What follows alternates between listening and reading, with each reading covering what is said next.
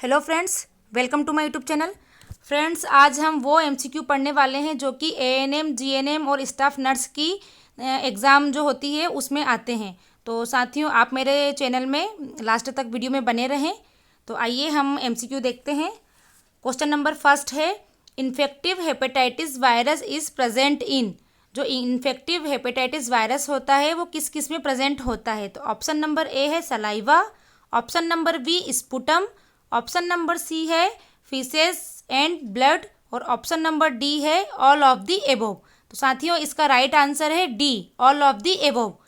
Infective hepatitis virus saliva में भी present हो सकता है, स्पुटम में भी हो सकता है, ब्लड में भी हो सकता है। तो आपको ये याद रखना है, इसका राइट आंसर है D, all of the above. Next question, cold dirt causes. Cold dirt के कारण कौन सी बीमारी हो सकती है, ये क्या हो सकता है? तो इसका फर्स्ट ऑप्शन है एंथ्रेकोसिस, बी है सिलिकोसिस, ऑप्शन नंबर सी है बेगासोसिस और ऑप्शन नंबर डी है बिजिनोसिस। तो साथियों, इसका राइट आंसर है ए, एंथ्रेकोसिस। ये एंथ्रेकोसिस क्या होता है? इसमें जो लोग कोल माइंस या इंडस्ट्रियल के पास काम करते हैं तो उनके शरीर में सांस लेते समय सांस के साथ साथ जो कार्बन की मात्रा भी शरीर में चली जाती है तो वो लंग्स में कार्बन जम जाता है। तो उस कंडीशन में उन्हें एंथ्रेकोसिस हो सकता है। तो आपको ये याद रखना है, इसका राइट आंसर है एंथ्रेकोसिस। नेक्स्ट क्वेश्चन है, the stools of cholera are.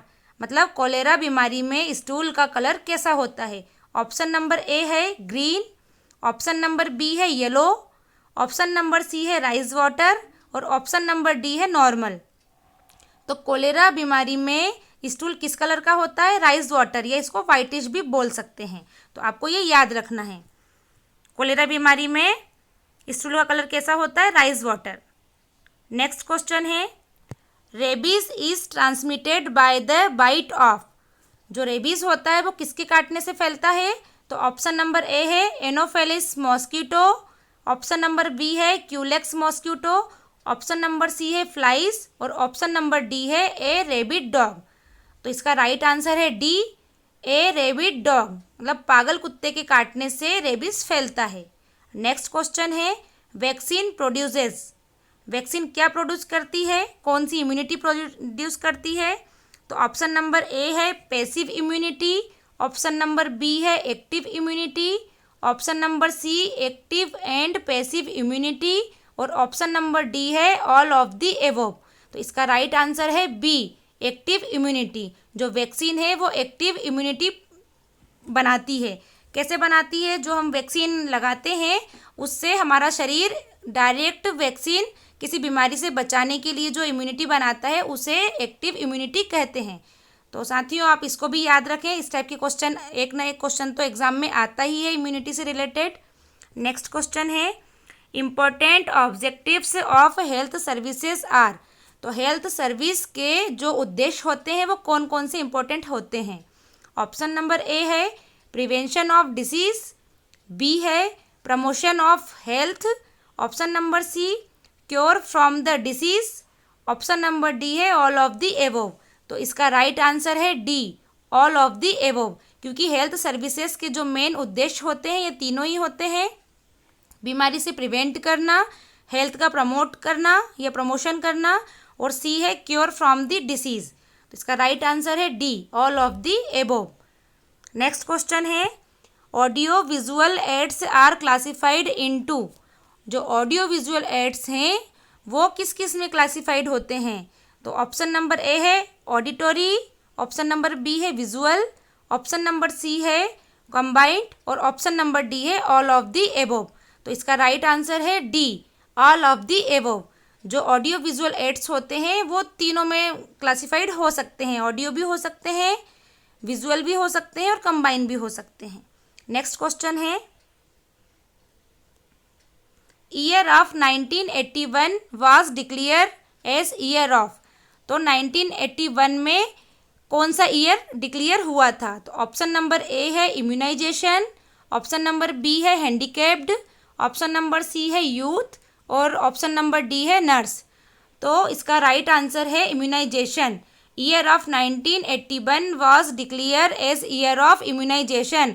साथियों, ये सन वाले या इस टाइप के क्वेश्चन, एक क्वेश्चन जरूर एग्जाम में आता है, तो आपको इसका सन भी याद रखना है कि 1981 में ईयर ऑफ इम्यूनाइजेशन डिक्लेयर हुआ था, तो इसको सन भी याद रखना है और इम्यूनाइजेशन भी याद रखना है।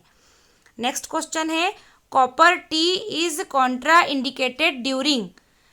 तो इसका ऑप्शन नंबर ए है pregnancy, option number B pelvic infection, option number C है हार्ट डिसीज और ऑप्शन नंबर डी है ऑल ऑफ द एबोव। तो इसका राइट आंसर है D, all of the above.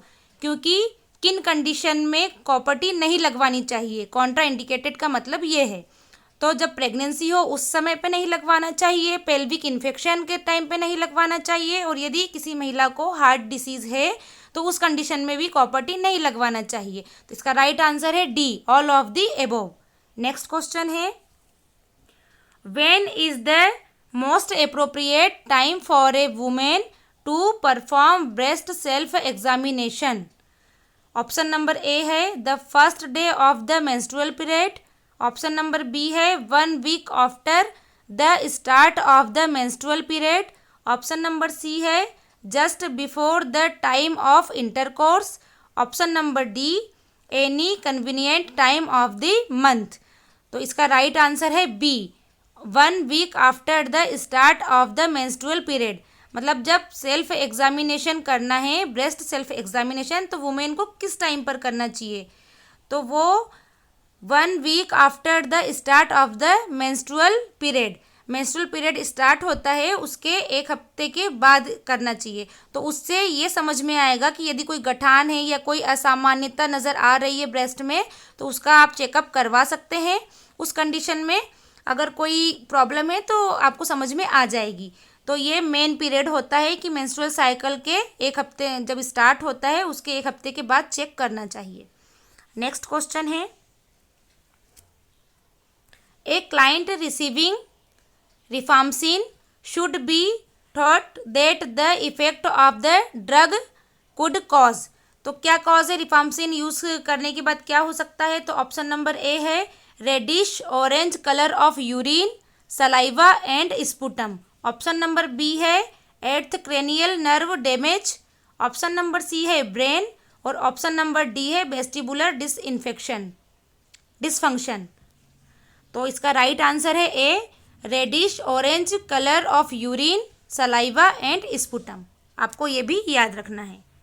Next question है SOS मीन्स। तो ये SOS क्या होता है, जो मेडिसिन देते हैं तो उस समय पे SOS का डॉक्टर्स पर्ची में लिखते हैं, यूज़ करते हैं। ऑप्शन नंबर ए है once a day, option number B है 4 times a day, option number C है इफ़ नेसेसरी और ऑप्शन नंबर डी है एट नाइट। तो आपको ये याद रखना है, इफ़ नेसेसरी मतलब जब ज़रूरत हो तभी मेडिसिन लेना है, तो उस कंडीशन में SOS लिखा जाता है मेडिसिन के साथ। नेक्स्ट क्वेश्चन है elements of primary health care.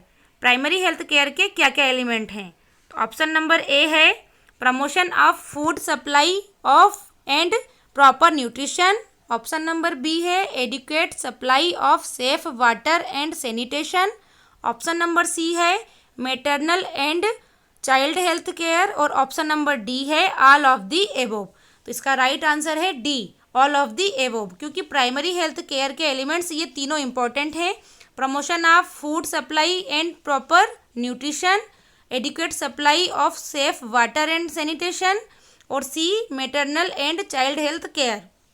तो इसका राइट आंसर होगा all of the above. Next देखते हैं gerontology is the study of. किसकी स्टडी को जीरेंटोलॉजी कहते हैं, तो आइए देखते हैं। ऑप्शन नंबर फर्स्ट है old age, option number B care of old, option number C disease related to ageing और ऑप्शन नंबर डी है एजिंग प्रोसेस। तो इसका राइट आंसर है D, ageing process. Ageing process की स्टडी को gerontology कहते हैं। वृद्धों की जो समस्याएं होती है उसकी स्टडी को जीरेंटोलॉजी कहते हैं। नेक्स्ट क्वेश्चन है intelligent quotient IQ level of 20 to 34 indicate. तो इसके लेवल साथियों अलग अलग कैटेगरी में डिवाइड होते हैं। तो ये जो 20 to 34 इंडिकेट हुआ है ये किस लेवल का है? तो आइए हम इसके ऑप्शन देखते हैं। ऑप्शन नंबर ए है mild mental retardation, option number B है moderate mental retardation, option number C है प्रोफाउंड मेंटल रिटार्डेशन और सीवियर मेंटल रिटार्डेशन। तो इसका राइट आंसर है डी, सीवियर मेंटल रिटार्डेशन, जिसका लेवल होता है 20 to 34। नेक्स्ट क्वेश्चन है who established the Red Cross in the United State in 1882। 1882 में Red Cross in the United किसने इस्टेब्लिश किया था? तो इसका हम देखते हैं ऑप्शन। ऑप्शन नंबर ए है Dorothea Dix, option number B है Clara Barton, option number C है फ्लोरेंस नाइटिंगेल और ऑप्शन नंबर डी है जैन एडम्स। तो इसका राइट आंसर है बी, क्लारा बार्टोन। साथियों इस टाइप के क्वेश्चन भी मोस्ट इंपॉर्टेंट क्वेश्चन है और ये एग्जाम में आते ही हैं। तो आपको याद रखना है कि who establish the Red Cross in the United state कब हुआ था? तो 1882 में हुआ था। और किसने किया था? तो क्लारा बार्टोन, आपको नाम याद रखना है। नेक्स्ट है an organism which transfer infection by being ingested is known as. Option number A है वेक्टर, ऑप्शन नंबर बी है paratenic host, option number C है ट्रांसफॉर्म होस्ट और ऑप्शन नंबर डी है फोमाइट्स। तो इसका राइट आंसर है vector. An organisms which transfer infection by being ingested is known as, जो infection को ट्रांसफर करता है ऑर्गेनिज्म इंजेस्टेड के माध्यम से, तो उसे वेक्टर आपको याद रखना है ये। नेक्स्ट क्वेश्चन है विच one is not a responsibility of a supervisor. Supervisor की रिस्पॉन्सिबिलिटी इसमें से कौन सी नहीं होती है? तो आपको ये याद रखना है इसका राइट आंसर। पहले ऑप्शन देखते हैं। ऑप्शन नंबर ए है divide work, option number B policy making, option number C है ट्रेनिंग और ऑप्शन नंबर डी है इवैल्यूएशन। तो which one is not a responsibility of a supervisor. Supervisor की responsibility जो होती है उसमें से कौन सी रिस्पॉन्सिबिलिटी इसमें से नहीं है? तो डिवाइड वर्क भी होती है, ट्रेनिंग भी होती है और इवैल्यूएशन करना भी एक सुपरवाइजर की रिस्पॉन्सिबिलिटी होती है। तो इसमें से जो बी है पॉलिसी मेकिंग, ये रिस्पॉन्सिबिलिटी सुपरवाइजर की नहीं होती है। तो इसका राइट आंसर है बी, पॉलिसी मेकिंग। आपको ये याद रखना है। नेक्स्ट क्वेश्चन है which one of the following is not A nursing care unit. ये जो ऑप्शन दिए हैं इसमें से नर्सिंग केयर यूनिट में कौन सा नहीं आता है? तो ऑप्शन देखते हैं। ऑप्शन नंबर ए है ICU, ICU, option number B है ICCU, ऑप्शन नंबर सी है PCI और ऑप्शन नंबर डी है PICU।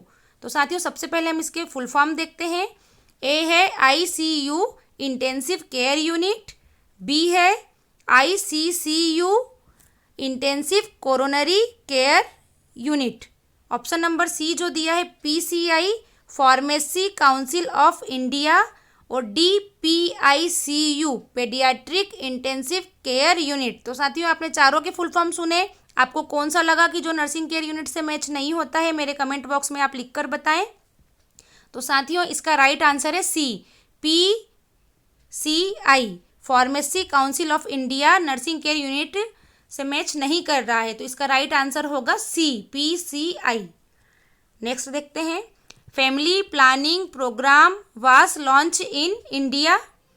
तो इसका राइट आंसर देखते हैं क्या है। ऑप्शन है 1967, option number B 1952, option number C है 1969 और ऑप्शन नंबर डी है 1983।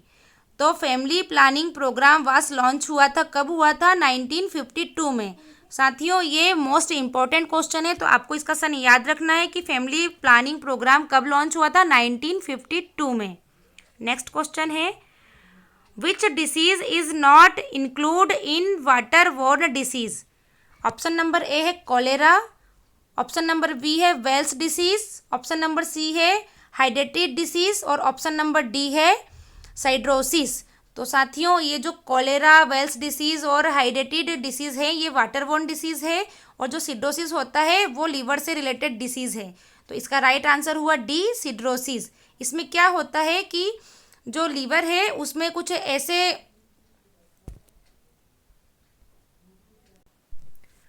ऐसे टिश्यू लीवर में मौजूद हो जाते हैं और वो स्वस्थ टिश्यू की जगह ले लेते हैं एवं लीवर ठीक से काम नहीं कर पाता है। तो ये लीवर से रिलेटेड प्रॉब्लम है।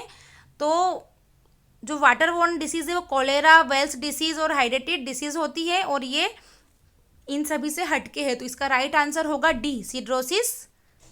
नेक्स्ट है which drug is not A part of dots treatment.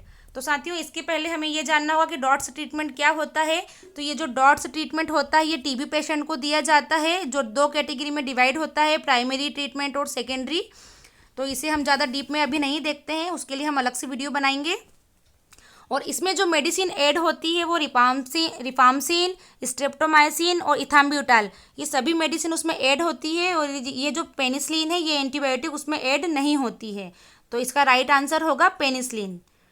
साथियों इस टाइप के मल्टीपल क्वेश्चन आप हमारे वीडियो में प्रैक्टिस कर सकते हैं। आप मेरे चैनल में बने रहें, जुड़े रहें।